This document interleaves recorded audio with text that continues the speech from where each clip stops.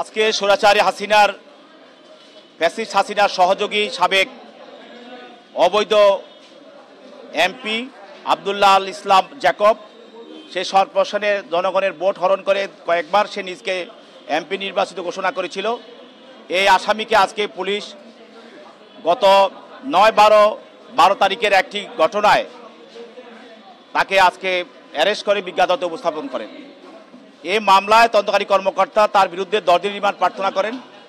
তদন্তকারী কর্মকর্তা তার দরখাস্তে বলেন যে আমিনবাজার ব্রিজের পাশে 18 দলীয় জোটের যেই সভা চলছিল সেই সভাতে জ্যাকব তার এলাকার লোকজন নিয়ে এবং শেখ হাসিনার নির্দেশে সেখানে আক্রমণ চালায় এবং ওই সময় ওই সভাতে উপস্থিত ছিল আমাদের ডাকসুর সাবেক এজিএস নাজিমুদ্দিন আলম এবং তাকে দায়িত্ব দেওয়া হয়েছিল ওই সভাটি করার জন্য। তিনি সেখানে ছিলেন।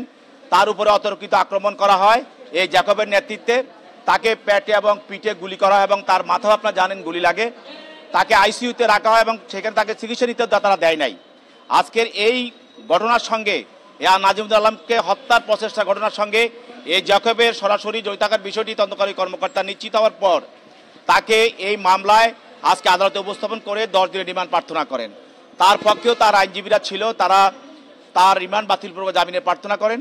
বিজ্ঞ আদালত উভয় পক্ষের শুনানি অন্তে তার বিরুদ্ধে 5 দিনের রিমান্ড মঞ্জুর করে তাকে তদন্তকারী কর্মকর্তার হেফাজতে প্রদান করেন।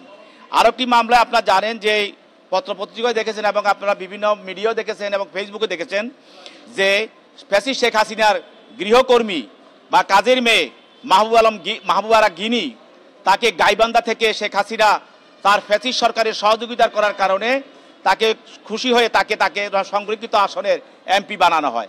এবং আপনারা আরও আশ্চর্য হবেন, এই কাজের মেয়ে সে কোনো লেখাপড়া জানে না, তাকে ক্রিকেট বোর্ডের সঙ্গে সদস্য করা হয়েছিল। এটা ছিল ফ্যাসিস্ট সরকারের স্বৈরাচারের একটি কাজ এবং তার ফ্যাসিস্টের সহযোগিতার কারণে তাকে উপহার হিসেবে করা হয়েছিল। তাকে আজকে সাভার থানার একটি মামলায় হত্যা চেষ্টা মামলায় তাকে তদন্তকারী কর্মকর্তা আদালতে নিয়ে আসেন। এই মামলায় তদন্তকারী কর্মকর্তা বলেন গত 4-8-24 তারিখে সাভার ডেডিকেটের সামনে ছাত্র জনতার যে বৈষম্য বিরোধী আন্দোলন ছিল সেই আন্দোলনে পুলিশ গুলি চালায়। সেই গুলিতে গুলিবিদ্ধ রবি আলম শিমু নামে একজন আহত হয়, সে বাদী হয়ে মামলাটা করে। আর গিনি আপনারা জানেন যে গণভবনে শেখ হাসিনা ফ্যাসিস্ট শেখ হাসিনা তার দলের এমপি নেতা কর্মীদের নিয়ে মিটিং করেছিল এবং বলেছিল তোমরা পুলিশের পাশাপাশি ঢাকা শহরের এবং আশেপাশের বিভিন্ন এলাকায় তোমরা অবস্থান করবে এবং এই ছাত্র জনতার যে মিছিল হয় সেই মিছিলকে তোমরা প্রতিরোধ করবে। সেখানে সাভারের এই এলাকায় দায়িত্ব পড়েছিল এই গিনির।